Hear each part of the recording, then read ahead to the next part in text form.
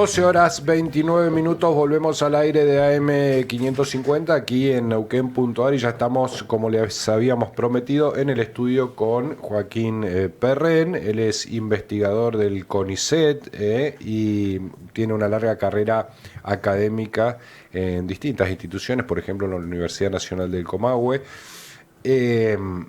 Profesor de historia, doctor en historia, ¿verdad? Así es, ambos títulos. Ambos títulos. Y ahora es candidato a diputado nacional por la Neuquinidad. ¿Cómo está Joaquín Perren? Gracias por haber venido a nuestros estudios. Muy bien, Santi. Agradecido por la invitación. Y como te decía, fuera de aire, fuiste el periodista que me sacó del anonimato. Así que bueno, quiero agradecerte públicamente en mi rol de candidato, ¿no? Claro, a vos ya todos te conocíamos por tu actividad académica, ¿no? ¿Por qué decidís involucrarte en la política? Yo sé que también tenés activismo dentro de la universidad, la política no es nueva para vos en ese sentido, digamos, el compromiso, pero bueno, una candidatura a diputado nacional te pone a jugar un partido, digamos, hay una decisión ahí evidentemente importante, ¿no?, de tu parte. Bien, voy a contarte la historia. No puedo hacerlo de otro modo porque soy historiador. Hace 2 años asumí el cargo de director regional de CONICET.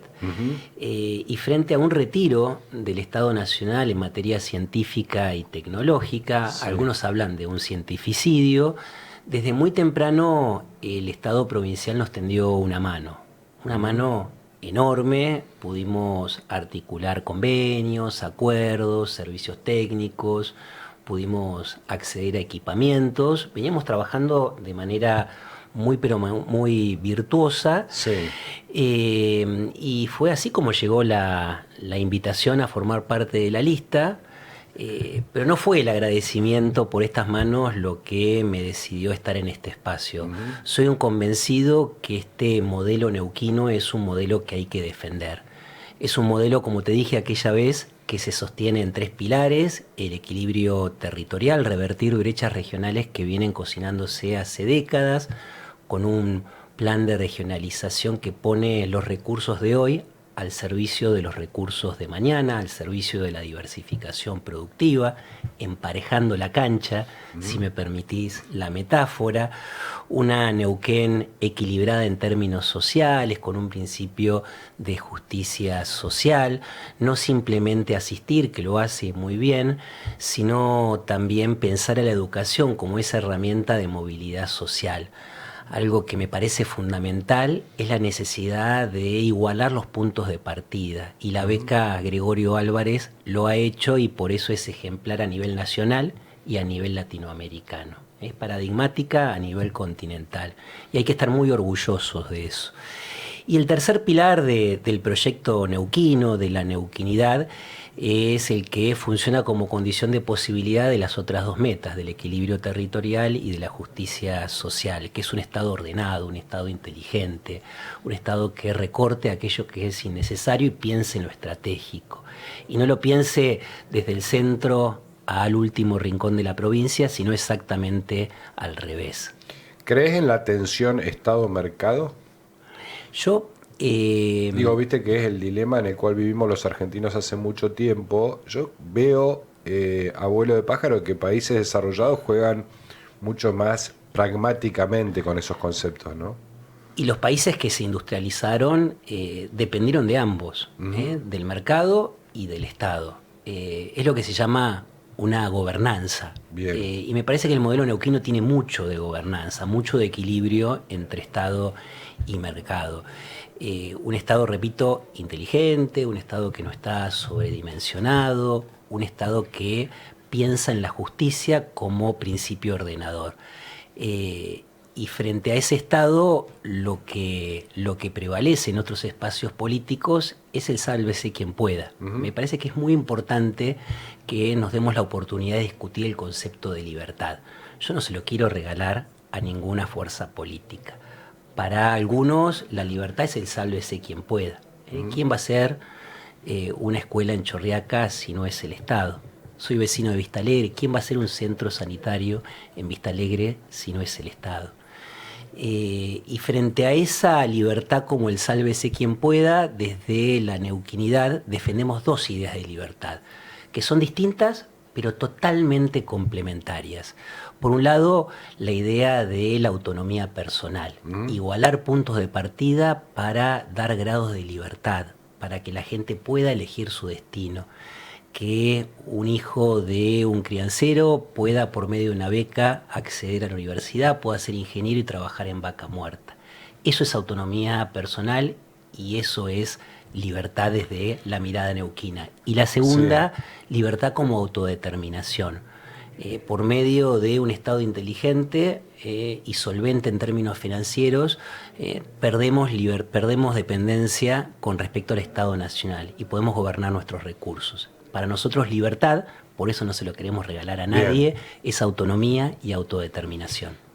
Vos sabés, este programa se iba a llamar en mis primeras ideas Condenados a ser libres, pero en el sentido sartreano del término, ¿no? Existencialista. Sí, pero después me dijeron, pero ya va a parecer que estás hablando de política, con eso no era la idea. Bueno, hecho ese paréntesis necesario si querés. La igualdad de oportunidades, un término del que se dejó de hablar. Es fundamental. Es lo que yo te decía hace un momento de igualar los puntos de partida, pensar la sociedad abajo hacia arriba.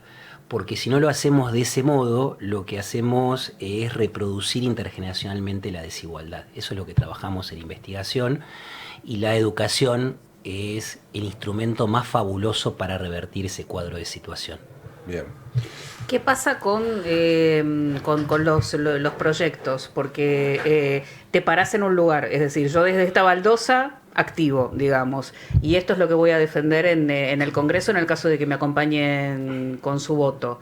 Pero también imagino que pensaste en los aportes que podés hacer. Por supuesto. Como siempre digo, soy fruto de la universidad pública y del sistema científico y tecnológico. Y esas van a ser las banderas que voy a enarbolar si llego a ocupar la posición de diputado nacional.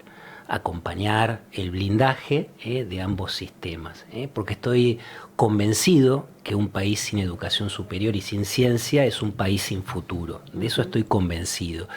Pero también desde esta banca voy a defender este modelo neuquino con estos 3 pilares que funcionan como ordenadores en la toma de decisiones: equilibrio territorial, justicia social, un Estado inteligente.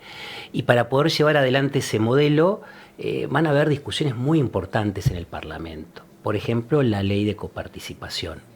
Es lo que viene y tenemos que tener una postura clara, porque la condición de posibilidad de continuar con nuestro modo de vida y aprovechar la ventana de oportunidad que se abre con los recursos de vaca muerta van a depender de esa discusión. Y para decirle a la audiencia, para decirles a ustedes, hoy por hoy el sistema de coparticipación es muy injusto para con Neuquén. De cada 100 pesos que aporta, solo recibe 50, mientras otras provincias, cada 100 que aportan, reciben 700. Ahí vamos a tener mucho que aportar desde la neuquinidad. Bien. ¿Y algún otro proyecto en el que pienses que traduzca esto que decías de la igualdad de oportunidades, del poner el acento nuevamente en la educación? La ley de financiamiento universitario, el blindaje del sistema científico, jubilaciones. Hay un proyecto que estamos defendiendo desde la neuquinidad que tiene que ver con la ficha limpia. Tenemos un pack de propuestas muy amplias en las que estamos trabajando de manera cotidiana. Discapacidad. Karina lo ha mencionado más de una vez. Yo tengo un hijo discapacitado, así que imagínate que me toca muy de cerca. Karina Maureira, no te referías a Karina Milei, ¿no? Bien. Y me ahorro los chistes, sí, que son muy fáciles, hay muchos memes. A ver, y vamos ahí entonces. Uno puede decir Estado, mercado, consignas de todo tipo, rumbos, puede trazar rumbos. Ahora, si hay corrupción en el medio, casi que no tiene sentido pasar a esa discusión, ¿no? Porque ya cuando va todo tergiversado en nombre del negocio y no de la construcción de un proyecto, ¿qué pensás de la corrupción, de todo lo que está ocurriendo a nivel nacional? Me parece que la corrupción va en detrimento de todo esto que te estoy contando. Un Estado inteligente que piense la sociedad abajo hacia arriba necesariamente tiene que ser un Estado eficiente y la corrupción va en desmedro de ello. ¿Cómo despegás a la gestión de Figueroa de la discusión sobre la corrupción que hay a nivel nacional? Lo bueno que tiene la Si neuquinidad... es que hace falta despegarla, digo, No, ¿cuál es yo el creo diferencial que- en ese sentido, no? Para mí la neuquinidad como proyecto político, no solo como identidad Sí. y demás, sino como proyecto político, ha tenido el mérito de saltar la grieta. Y lo ha hecho a partir de un modelo, no simplemente por oponerse a lo anterior. Bien. Y me parece que eso es algo que enamora, algo que convence, algo que logra un efecto multiplicador en la población. No es negarse o por oponerse a lo anterior, sino hay un proyecto político muy sólido, que piensa la sociedad desde el interior a la capital, desde abajo hacia arriba. Otro término, isonomía, ¿no? Unidad en la diversidad. ¿Es un criterio para vos en la política? Digo, porque me parece que también la gestión de la neuquinidad, la gestión de Figueroa, está intentando transmitir eso en el marco de un país amigo-enemigo, está tratando de transmitir una diversidad que la verdad a veces hasta nosotros preguntamos porque nos cuesta entender posiciones tan disímiles dentro de dos ministros, por ejemplo, pero entiendo que se está logrando. Funciona. En este caso sería, a diferencia del Eternauta, lo nuevo funciona. Lo nuevo, claro, no es lo viejo, funciona. Lo Bien. nuevo funciona.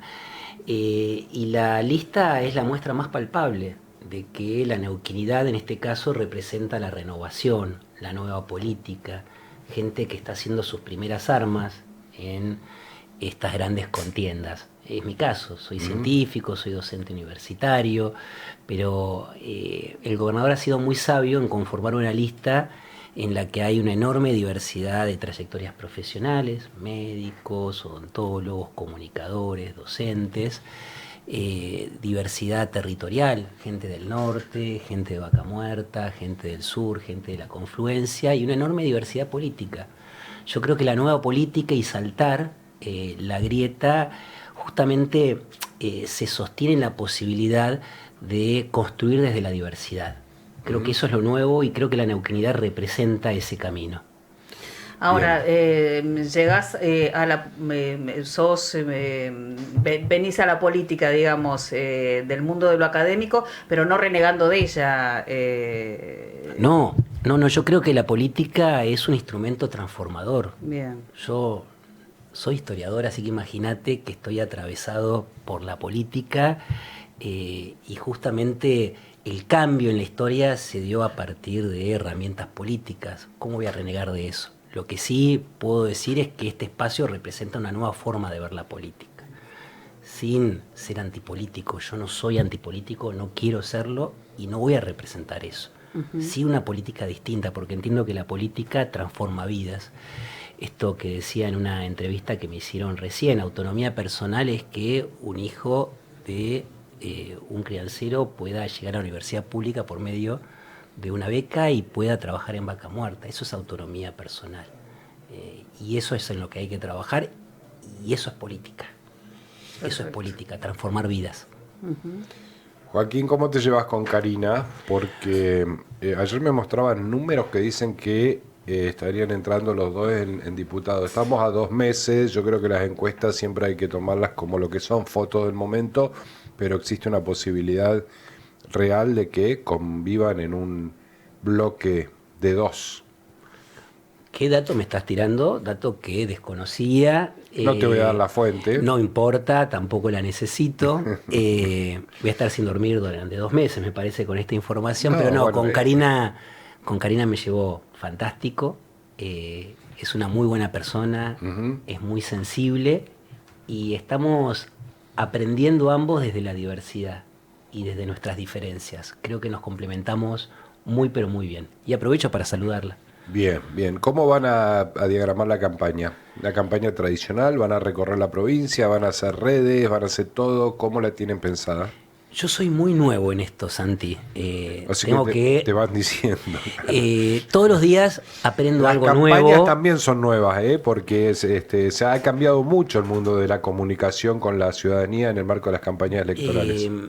Yo trato de ser lo más genuino conmigo mismo. Tengo mis redes. No tengo grandes asesores de prensa. Lo que sí aprendo todos los días es que Para poder contar el modelo neuquino hay que hablar con los medios, hay que recorrer la provincia, hay que poner el cuerpo. Y es lo que estoy haciendo con mucha entrega, con mucho compromiso y con muchísima responsabilidad. Joaquín, yo te agradezco mucho, te agradecemos mucho. Perdón, Mane, te quedaba algo. Una última pregunta que tiene que ver con un clima que incluso lo estamos viendo en los mensajes. Este último escándalo también de corrupción en el gobierno nacional se ha sumado un desaliento que ya se veía, como una especie de abulia de que en estas elecciones que son importantes se está viendo como un bajo nivel de participación cuando se dan en otros puntos del país, y ya este nuevo caso de corrupción dentro de este gobierno que es muy nuevo genera como un malestar, como un desaliento, como un otra vez. ¿Cómo se vence eso para invitar que la gente acompañe con el voto? Porque si la gente no respalda yendo a las urnas, es difícil también acceder para lograr todo eso que se pretende, ¿no? Yo creo que esta elección, a diferencia de muchas otras elecciones de medio término, es fundamental. Uh-huh. Es fundamental. No solo para defender el modelo neuquino, como veníamos hablando, sino porque por primera vez en la historia, te lo digo como historiador económico, si a Neuquén le va bien, a la Argentina le va bien, porque va a funcionar como una segunda turbina generadora de divisas, y en ese marco vamos a tener que defender este modelo neuquino con estos 3 pilares. Se vienen discusiones importantes y reforzar la neuquinidad es construir desde Neuquén a una problemática nacional. No es mero provincialismo, eso quiero dejarlo bien claro. Y me parece que la manera más clara de romper con la bulia. Se están decidiendo cosas fundamentales para las y los neuquinos. Por eso tenemos que participar. Y tenemos que participar de una idea distinta de libertad. Libertad como autonomía y libertad como autodeterminación. Joaquín, ¿sabes lo que es Sorrento? ¿Es una localidad? No, puede ser, no lo sé, eso italiana. Lo desconozco. No, entonces ahí me mataste con cultura general, pero yo voy a algo mucho más básico que te quiero decir. Sorrento es un restaurante que queda en Puerto Madero, de mariscos. Te atienden como los reyes, muy caro. Te atiende un mozo para la bebida, un mozo para la comida. Vos llegás y, te hacen sentir realmente un jeque árabe, así te cobran. En general los legisladores, muchos legisladores y legisladoras que se han ido desde Neuquén a representarnos a Buenos Aires comieron en Sorrento y no volvieron más. Entonces yo te pido o que no comas en Sorrento o que no te tientes con ese lujo que realmente ofrecen. No es que tengo canje con Sorrento, pero la pregunta es, ¿vas a volver a Neuquén? ¿Vas a ser un legislador presente en la provincia? La respuesta es sí, porque tengo un hijo de 2 años. Bien. Punto número 1, sí. Y me debo a él. Y voy a estar en Neuquén. Y con respecto a mis gustos gastronómicos, yo en Avenida de Mayo me siento muy cómodo con los bodegones de Gallegos. Eso está muy cerca del Congreso, así que no me van a ver por Puerto Madero. Me siento muy interpelado por la oferta gastronómica del área de Congreso. Muy bien. Bueno, Joaquín, muchísimas gracias por haber venido. Vamos a seguir charlando a lo largo de la campaña con cada uno de los temas que vayan surgiendo en el debate público. Gracias. Gracias por la entrevista y gracias por introducirme en la política en términos mediáticos con tu pregunta ya lejos. Bueno, espero que te vaya bien, porque si no algún día va a decir, este fue Santiago. Fue el primero. Bueno, agradecido siempre. Joaquín Perren pasó por aquí, el doctor Joaquín Perren, candidato a diputado nacional de la Neuquinidad, en este trabajo que vamos a ir haciendo de aquí al 26 de octubre, que es que ustedes vayan escuchando las voces y vamos a ir trayendo los protagonistas para cada uno de los temas que se instalen en el debate público de aquí hasta el 26 de octubre. Tanda para despedir a Joaquín, no tanda, sino dame 2 segundos de música porque ya está Indiana Azar en línea.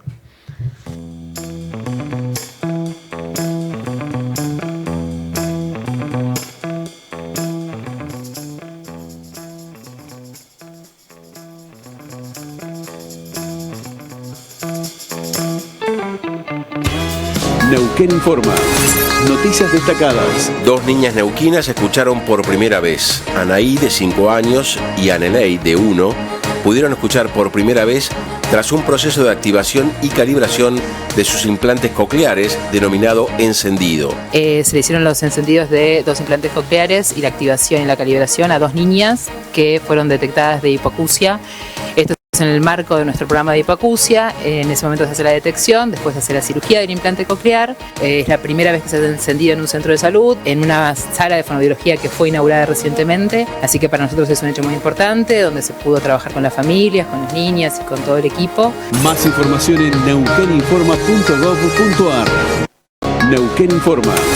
Noticias destacadas. El gobernador Rolando Figueroa y autoridades de la empresa Chevron firmaron el acuerdo de donación de equipamiento médico de última generación para que el Hospital de Rincón de los Sauces mejore la calidad de atención sanitaria. La entrega incluye 41 equipos médicos especializados de alta tecnología, valuados en $500.000. Estamos hablando de cerca de 25.000 personas que son usuarios del sistema público de salud en el Hospital de Rincón. Tiene que ver con una inversión de equipamiento, sobre todo equipar principalmente lo que son quirófanos.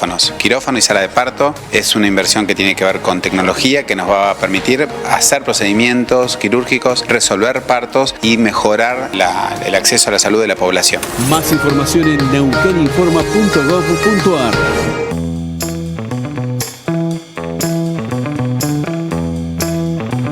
12:50. ¿Cómo nos lleva, Emma? ¿Cómo se nota que usted es de la escuela de Pancho Casado? No nos da tregua.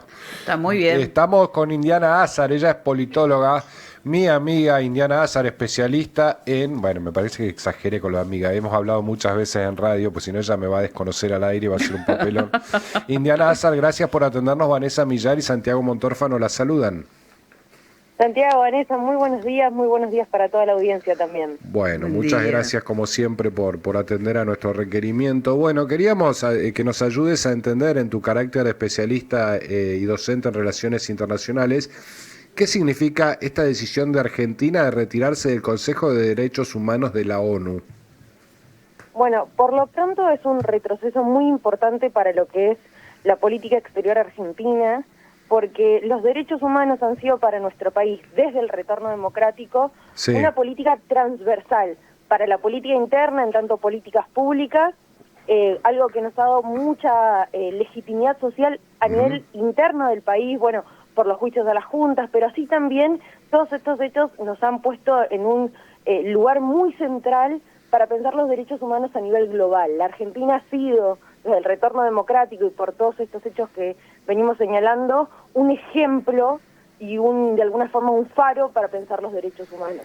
A ver, es por eso que... Sí. Sí, que me ayudes a entender, aunque no la compartas, la decisión de un presidente, porque también podría decir, bueno, no le voy a dar mucha trascendencia a nuestro rol en esa comisión, pero hay un lenguaje político ahí en decir me retiro, digamos, es como fuerte, ¿no? Y no alcanzo a entender el porqué. Pero es que, a ver, hay una cuestión muy sencilla. En realidad el porqué es un mero capricho, como se ha desarrollado el grueso de la política internacional y la política exterior, mejor dicho, del gobierno de Javier Milei.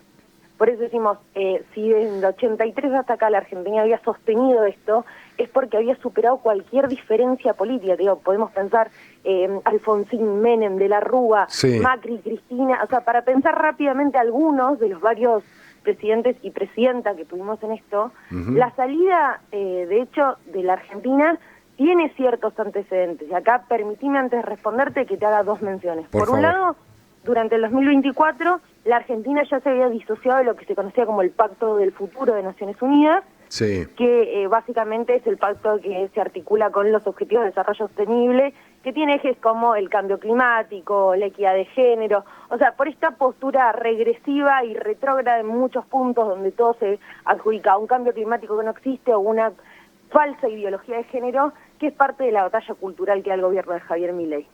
Entonces, ya con esa salida de lo que fue el Pacto del Futuro, en este momento, hace muy pocos días, lo que se concreta es el retiro del Consejo de Derechos Humanos de la ONU. Naciones Unidas tiene diferentes órganos internos donde se trabajan distintos ejes, este es el caso de derechos humanos, supuestamente porque cuestiona que estos organismos van en contra de la soberanía nacional, cuando no es así. Al contrario, por esto decimos, la participación argentina en estos organismos y específicamente en la temática de derechos humanos es fundamental. Y aquí hay una cuestión también muy importante, que la Argentina se retire no quiere decir que no esté de alguna forma obligada a cumplir los compromisos. Claro, son vinculantes, estés o no estés ahí, digamos. Se queda sin la oportunidad de participar, digamos. Efectivamente, además pensemos, esto es lo importante, este órgano, el Consejo de Derechos Humanos, es el que examina las violaciones a estos derechos humanos a nivel internacional, impulsa misiones de investigación. Por ejemplo, nosotros tuvimos distintas misiones, no necesariamente de las Naciones Unidas, pero por ejemplo durante fue la última dictadura cívico-militar, o sea, a distintas partes del mundo, y por ahí la ONU lleva desde ese órgano estas misiones y se revisa periódicamente las situaciones de los países. Que la Argentina se retire lo que significa es que no va a poder votar, no va a poder presentar resoluciones, pero va a seguir estando obligada por los mecanismos internacionales porque la Argentina sigue siendo parte de Naciones Unidas. Es la misma, a ver si te sigo, Indiana, es la misma lógica que cuando Milei dice que el Estado en realidad es una forma de intromisión en la vida individual y la libertad de las personas. Él aplica esta lógica libertaria a los organismos supranacionales con respecto a los países, ¿no? Es decir... Claro, sí, es una buena metáfora para pensar como una multiplicidad de niveles. Es como estos organismos internacionales como que condicionan a los países y el Estado condiciona a las personas. Bien. Todos en parte falacias, porque también de alguna forma lo que pensamos es que estos organismos, sobre todo el Estado de forma más concreta, organiza la vida social en determinados territorios, pero realmente los organismos multilaterales, y de hecho esta es una crítica que se hace dentro del mundo internacional a estos organismos, es que realmente no tienen un poder de injerencia real.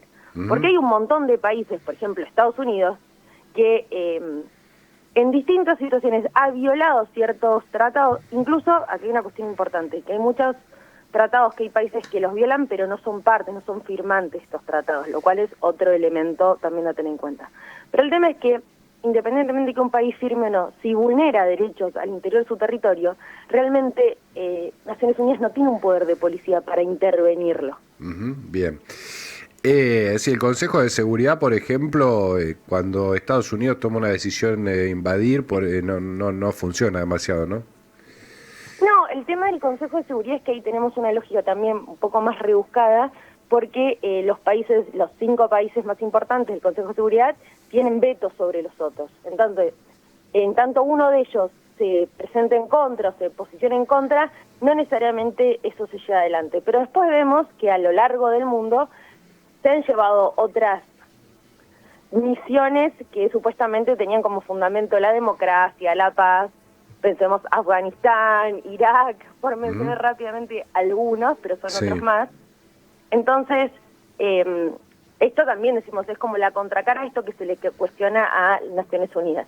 En algunos casos han tenido una gran velocidad para actuar, en otros no actúan, por ejemplo fue el caso del genocidio de Ruanda en 1994, pero volviendo a lo que nos convoca hoy, salir realmente del Consejo de Derechos Humanos, por un lado, rompe una política histórica que había superado cualquier diferencia ideológica en nuestro país, de alguna forma va en detrimento de la centralidad que tenía la Argentina y de alguna forma este faro que decimos que era de alguna forma referente para otros países del mundo, básicamente por un capricho ideológico del gobierno nacional. ¿Qué pasa con Venezuela y Estados Unidos? ¿Hay posibilidad, hay una hipótesis de conflicto allí? Porque, bueno, por todo lo que vino pasando en cuanto a las declaraciones de Maduro, en cuanto a la respuesta militar de Estados Unidos y después con algunas versiones de que Rusia estaría apoyando a Venezuela. Mira, es necesario acá, discúlpame, que hacer un panorama muy grande. Por favor. Por un lado, lo que nos encontramos es que el régimen venezolano, que ya venía muy desprestigiado hace mucho tiempo, en los últimos meses, en los últimos años ya ha perdido el poco apoyo que le queda regional de actores como Brasil, que tiene un peso importante en los últimos meses, también teniendo en cuenta la magnitud de los hechos. Yo creo que eso ha sido algo fundamental para que la política exterior brasileña haya pensado que era un punto de no retorno.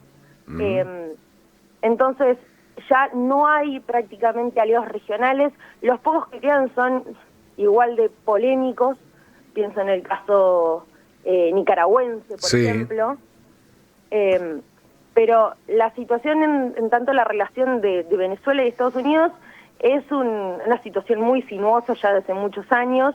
Yo no sé si necesariamente esto va a generar una intervención, porque también sería muy escandaloso por esto que decimos.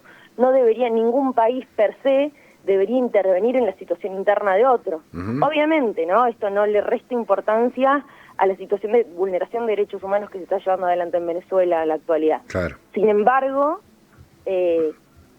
no es una posibilidad intervenirlo, porque eso sería una solución muy parcial que generaría más conflicto y más tensión, a mi forma de entenderlo. Muy bien, bueno, Indiana Azar, y disculpe que yo a veces le cambio el acento en el apellido, desde que hablábamos en Radio Cumbre que hago eso y yo le pido disculpas públicas. No hay ningún problema, siempre es un placer Bueno. dialogar con vos, Santi, y con Vanessa, obviamente. Muchas gracias, como Gracias, siempre, Indiana. muy clara. Muchas gracias, Indiana. No, muchas gracias a ustedes. Buen Hasta fin de. luego. Mensajitos tenemos para sí. compartir antes de la despedida. Qué interesante lo de Spoliansky, el único economista al que le entiendo. Hermoso programa, nos dice Graciela. Bueno, muchas gracias. Y otro oyente dice mucho revuelo, hablando del tema de los audios, de este escándalo por la Spagnolo. corrupción, sí. Y es por presunción de corrupción. Está bueno, pero con corrupción demostrada quieren insistir con la mafia anterior. Deseo que en primer lugar sea mentira y revuelo de campaña. Tengo 72 añitos y vivo en un país triste. Tal vez hay que salir me engancho con ese mensaje, tal vez lo que hay que hacer es salir del falso dilema, que si no estás con uno estás con otro, que si criticás a uno estás con el otro, no hay solo dos opciones, se puede pensar una Argentina más allá de la grieta, y si los dos espacios son corruptos, pues habrá que lograr que ninguno de los dos esté en el poder, tal vez, digo, para que no, porque nos pasa mucho esto, cuando decimos Cristina condenada por corrupción, somos libertarios, y cuando decimos, che, acá hay algo oscuro en todo lo que está pasando con las coimas que se han dado a conocer a través de audios, eso no quiere decir que seamos kirchneristas, digo, podemos pensar una Argentina sin corrupción, caiga quien caiga, ¿no? Y Sí. me parece que por ahí tenemos que ir para construir algo de alguna vez por todas distinto, ¿no? El oyente tiene 72 años y debe haber visto mucho más que uno en ese sentido. Yo con 47 ya estoy desilusionado y casi desesperanzado de que el tema de la corrupción se termine en la Argentina, pero bueno, eso no me lleva y no nos tiene que llevar, me parece a mí, a una resignación, ¿no? Sobre No, todo pensando en seguro. los que vienen detrás. Pero bueno, sepamos que la pudredumbre es grande y no se va a sanear de un día para el otro, ¿no? No, seguro. ¿Estamos, Vane? Estamos. ¿Le gustó el programa? Me encantó. Con Ah, visitas, estuvo lindo. Sí, eso es lo lindo de los sábados, que vienen a visitarnos. sí. Tenemos contacto con el ser humano. Hay más tiempo para charlar, además. 13 horas, 1 minuto, entregamos el aire en la producción al señor Emanuel Jalil. Gracias, Emma, como siempre, excelente programa. En la edición, Gastón Martínez, en redes, Rocío Donoso, en la operación de televisión, el señor Facundo Rocha. No, está Gastón Martínez también en la operación de TV 24/7, en la operación el señor Ariel Dona, gracias a Ariel, en la coconducción Vanessa Millar y aquí quien les habla Santiago Montórfano. Tengan un excelente fin de semana, está para guardarse el fin de semana. Lluvia hoy todo el día y mañana hasta mañana a la madrugada. Después supuestamente nubladito, pero ya sin agua. ¿Ves? Yo iba a salir a correr hoy, ¿se da cuenta? Ay, No, siempre es imposible, miente, es Montórfano, imposible en miente. esta Yo ya sé que provincia me salir a miente. correr. No, yo ya sé que me engaña, pero bueno, nada, se refugia en el mal tiempo para No, la actividad seguir. física en Neuquén es imposible, ya te digo. Dios. 13 Algunos no, algunos le ponen el pecho. 13 horas, 2 minutos, gracias a todos. Nos reencontramos el lunes con nuestra programación habitual y el próximo sábado aquí en neuquén.ar. Chau, chau.